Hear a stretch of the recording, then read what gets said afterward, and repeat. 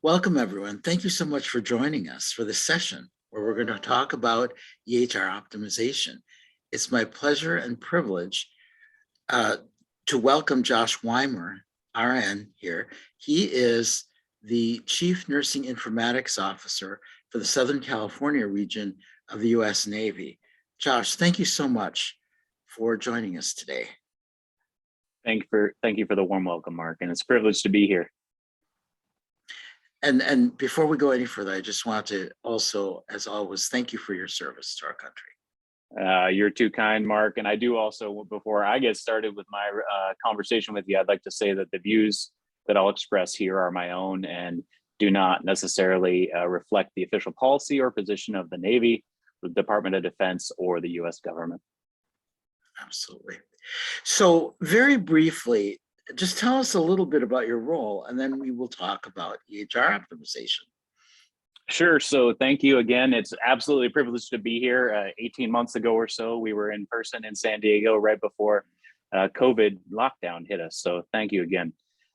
So as Mark mentioned, I'm a Chief Nursing Informatics Officer here in Southern California. I'm also Vice Chair for a very active and engaged Informatics Steering Committee. We're an academic medical center. We have 10 robust health clinics providing a full spectrum of outpatient, inpatient services, and we support roughly 1,000 providers delivering care around Southern California, and obviously have a broader impact through our virtual critical care support and other resources. And it would be safe to say that our providers are the backbone of what we offer, whether it be locally, regionally, or globally, and maintaining the relationships we're going to talk about today is really, it promotes that level of engagement where we can actually leverage opportunities and do better with the resources we have. Wonderful, wonderful. And I think this is going to be a very interesting conversation because obviously most of our discussions take place in the context of the civilian world. And the military world is different, and there are certain circumstances that you'll probably point out that are a little bit different.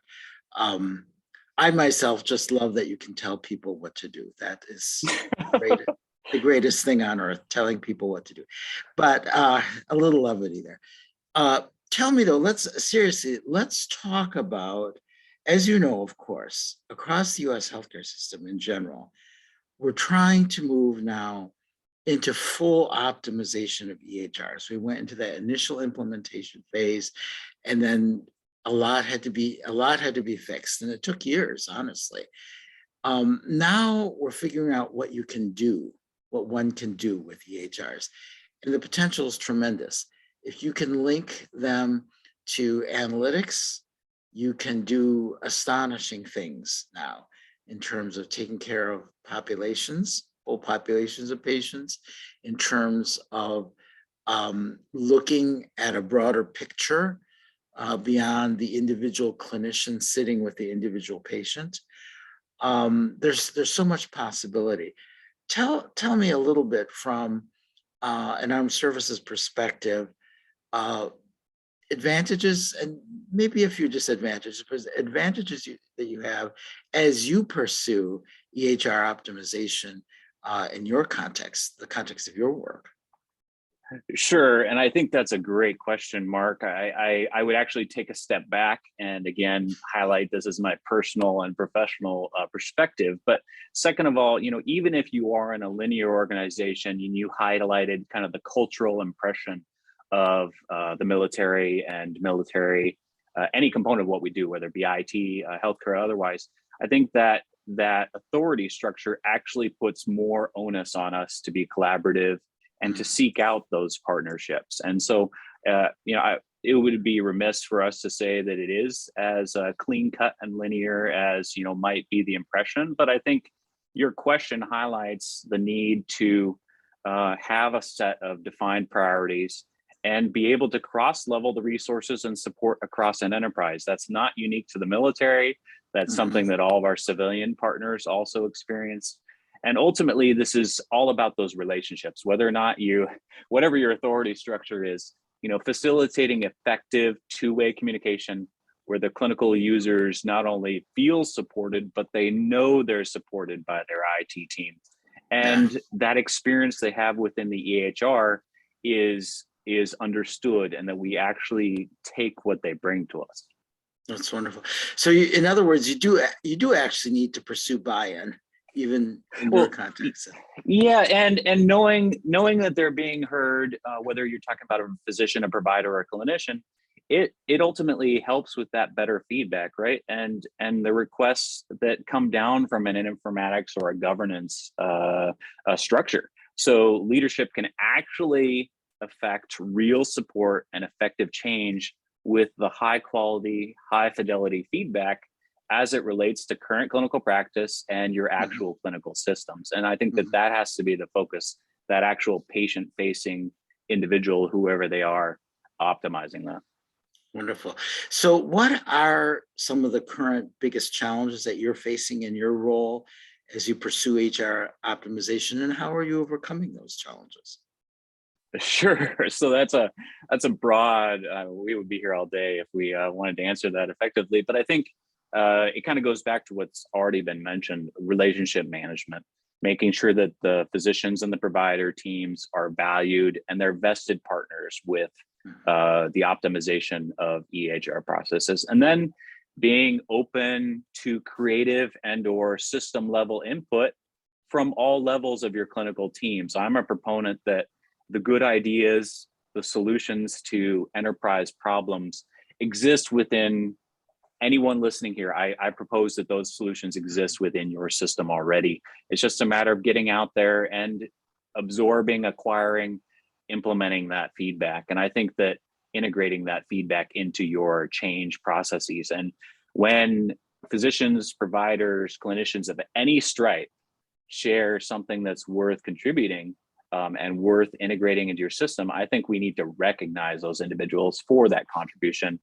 And that's absolutely necessary if we want to accelerate that behavior to benefit our systems and optimize care. Absolutely. Now, are you able to make some use of networking in terms of checking in with your equivalents all across the system?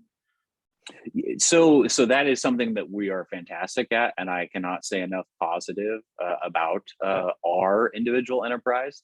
But I think it's just as important for there to be networking and engagement across partnerships, whether it be locally or regionally. So not viewing each other as mortal threats, but taking those lessons learned. Today's healthcare is very collaborative and cooperative. And, even within health information exchange or the like, we need to be open to the future. And again, not delving into specifics, but really focusing on the themes and, with knowing that patient satisfaction is out there as the holy grail, there's a lot of pressure back on us to make sure that we deliver. Absolutely.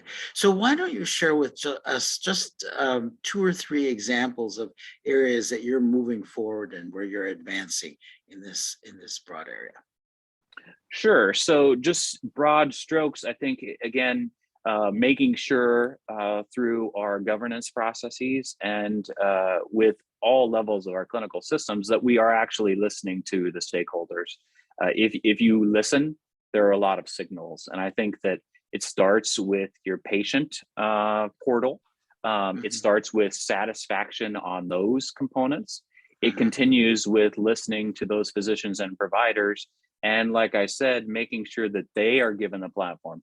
We do not represent their change to our governance structure. We invite them to come and present their change to our governance team. And I think that that's the key, is they can have the platform, they can have the engagement, and they can really drive the change themselves. And going back to what we've already talked about, ultimately, affecting the change that they want to see versus some entity pushing something down on them. And I think that there will always be those forces due to federal regulation or other, but bringing them alongside is so huge. And I think the other component would be, obviously, is safe, continuous care is our obligation. And so being relentless in finding those opportunities to bolster, enhance, drive any guardrails you have in the system. I think any one of us who's engaged with the system at any level knows that those innovations and technologies are only as good as what we maintain and grow for those guardrails. So to me, there might be a general impression of healthcare technology or health information technology out there in the public sector, but it's our obligation to deliver on that. And pardon the bringing it up, but the Amazon or the Apple or the, those customer experiences that individuals are having, we need to deliver at that level as far as seamless, safe, continuous patient care. Absolutely. So are you using analytics to examine clinical performance and improve clinical performance right now? Well, and I can tell you that that's integrated with everything we do. I think the challenge is, can we, and yes, we should always be better with analytics. I think that today's EHR, the data sets, the fact that we're getting better and better at acquiring more and more high quality data, having it as part of a continuous patient record, even across EHRs and across phases of, we have a single instance. So, being able to cradle to grave, if you will, if I'm allowed to say that, having that full perspective and not viewing any component of healthcare as being outside of that. So integrating everything from behavioral health to dental health to, any component of your record into one single instance. I think healthcare is headed where it needs to go with IT, but again, that's on all of us to be a part of that journey. And I think analytics are a small component of that, but ultimately that's why I'm in health IT is the data. And I'm a nurse by training. So, if we really believe in high quality care, if we believe in evidence-based practice, evidence-based medicine, that data has some truth in it that it's our obligation to find. Absolutely. Are you able to, you mentioned working on integration of behavioral and physical medicine. Is that proceeding apace right now? Well, I think, I don't think we're special. And I want to be careful stepping around that because I'm not a behavioral health folk. But I would say that, having a integrated EHR and almost everyone is headed that way if they're not already there.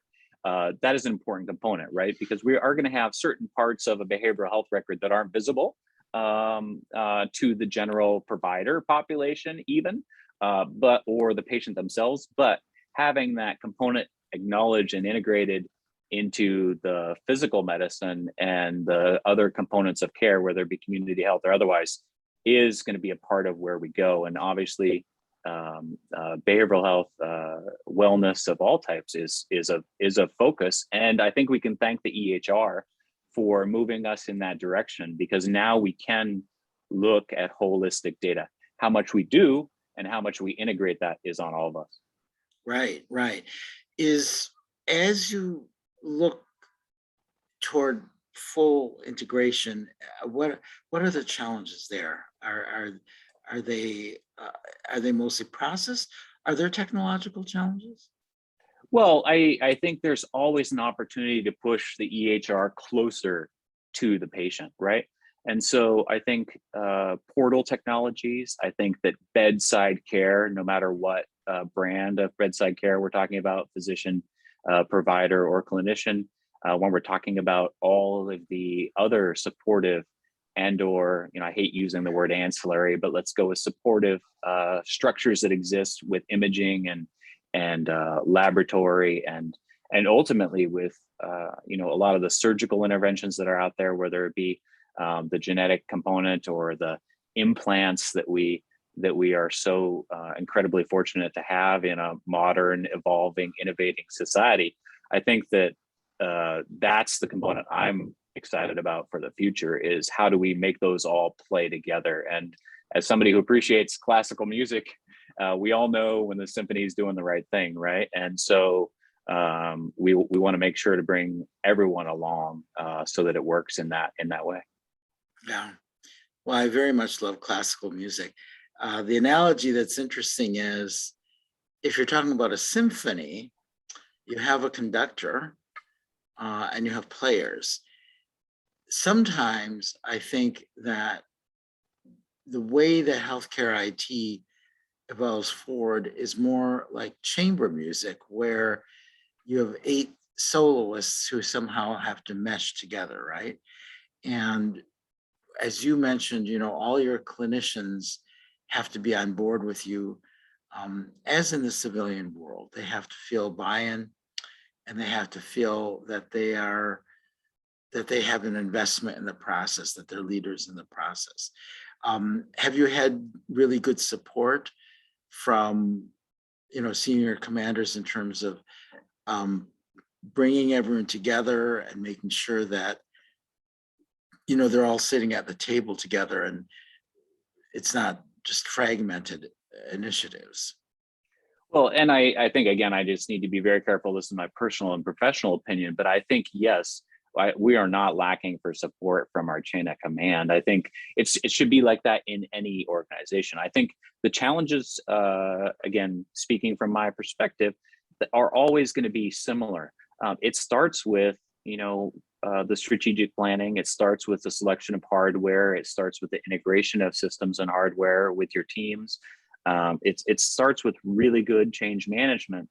And then you have the ingredients to actually start affecting change and driving outcomes. And I think that's, it needs to be about the process. It needs to be about the outcome that you're looking for, not the corrective or optimization processes that you go through, and making sure that those are collaborative, that it's about the problem, the challenge, the opportunity versus the individual, and then ultimately keeping that patient satisfaction as king right there. And I think that if you can do that, and the physicians, providers, and clinicians feel supported, that's a huge and often overlooked stepping stone on that journey. I think that's incredibly important to remember, that it just doesn't rest with the IT shop or good governance. We actually have to take the message to the people, and we have to get that buy-in, just like any other professional channel. Yeah, absolutely. So what do the next few years look like for you and for your team in this area? Sure. I think constant evolution. I think the pace of change is going to accelerate. From a personal perspective, I'm very excited about what machine learning and artificial intelligence represent for the future. I'm excited about what data lakes look like for our future. I'm excited for that continued scope and influence over evidence-based practice of any kind, and ultimately just being very focused on that safe, continuous care, which is my passion, and facilitating and accelerating evolution in a way that benefits patients, and then ultimately, obviously, our organizations and our broader community. Yeah, absolutely. What have been maybe the couple biggest lessons learned so far on this journey for you? Well, that's hard to boil down. I think that being brilliant at the basics, stealing that from the million people that use it already, being focused in. I think you have to go back to how we started the conversation, which is the relationship component, and then never forgetting what your true north is. That the patient is first. Especially as a health IT professional who has a strong clinical background, I do, get out of my office. I re-engage with the front line, if you will, with the patient facing end user.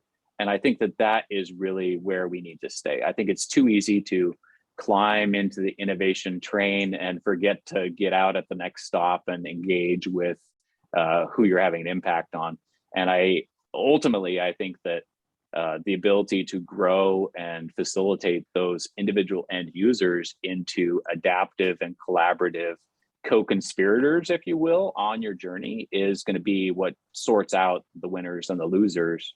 And we're in healthcare, so we no one can really afford to be a laggard or not deliver. Yeah, well, that's absolutely true in all spheres. And what you just shared, is implicitly, there's a lot of advice, implicit advice, but would you like to leave us with a few pieces of explicit advice for our audience, things that I'm sure they can learn from you, from your experiences? Well, I have a phrase I like to use, that I don't have an axe to grind, but I have a lot of wood to chop. And I think that that is for the leaders out there listening, take that to heart. That we too often find ourselves becoming evangelists, and we forget that there's more than one message. And I think that especially I'm excited going into 2022. Hopefully we're all back as a community, engaging with each other one-on-one, having the opportunity to interact as groups. I think that we're going to have a chance to kind of hit the road running, because I don't think, social distancing has not meant that we aren't engaging. I think it's given a lot of chances for us as leaders and for healthcare as a whole to have some introspection. And I think that it will only accelerate what we see moving forward. So to me, again, it's overly simplistic, but I think that in a way, but I think that it is still the truth that we have to guide by is, yes, it's about patient satisfaction, but we don't get there without relationships in our teams and our organizations. Yeah, I think that's true for everyone. One of the things I think that we're learning as a healthcare system is that we all know that healthcare is complex, but one of its complexities is I guess I would call it the stakeholder constellation complexity, right? That things can't simply be imposed from above. And if things are pushed into the workflow and the clinical environment and they feel foreign, they won't be able to take root. They have to be accepted by clinicians in their workflow and at the point of care in order for them to be useful and meaningful. Well, and society is getting more and more aware, more and more engaged. I think we can't ignore the social imperatives that are starting to influence more and more our healthcare delivery. And I think the holistic nature of today's modern, continually evolving EHR, especially the fact that we're becoming less and less dependent on local hardware for those systems that choose to go that route, et cetera, is really going to deliver on that opportunity to innovate at scale at a much more accelerated pace. So to me, you bring it right to the fore. This is, in a way, we're getting better and better at recognizing what our priorities are. And hopefully we're listening to that from our clinicians as well. Yeah, and I also think that one element hanging over all of this is that for every one of us is a consumer of healthcare at some point, and certainly every one of us is a consumer in the broadest sense. And I think that that's helping to reshape the dialogue around EHR optimization and all these other things, because we're thinking, we keep talking about the empowerment of the healthcare consumer. I think one of the ways in which it will happen is that those who are inside the healthcare system as professionals using systems are also starting to feel more and more empowered, right? They don't want to be dictated to, they want to be sat down with. And right? I'd love your thoughts on that. Yeah. And I think that that's where, as leaders, we need to be very humble. We need to be able to come together as leaders, recognize the unique nature of every single one of the communities we serve, the unique needs, requirements, follow on holistic approach to those communities, and then not view each other as either adherents or not adherents to a cookie cutter or a philosophy or a certain approach, and be able to strengthen and support each other as we move towards our goal. Because, the more you look at the data, in some ways, the less we know, because there are so many subsets within that data. And it's exciting because all the regional influences across our country, I think we're going to be able to have a better appreciation for those. And I think that when we start to look at those for, especially for larger enterprises, larger systems, we're going to be able to fully realize many of the promises that we've been making for a long time. And I think that that's a little bit of rainbows and cotton candy, but in the same sense, it is, if we're willing to put in the work, if we are willing to go out and find and engage and mature the teams that are capable of doing that, I firmly believe we can get there together. Yeah. Or as some of my friends say, rainbows and unicorns. Yes. I missed the third category. Right. Exactly. We're always looking for those unicorns. Well, Josh, thank you so much. This has been so enlightening. And I think inspiring to people. Everyone has to just keep working forward in the best, smartest, most inclusive, and most strategic way possible. Wouldn't you agree? I would agree 100%. It was absolutely a privilege to be with you here today. Great. Thank you so much. Really appreciate it. And this concludes the session. Thank you to you and our audience.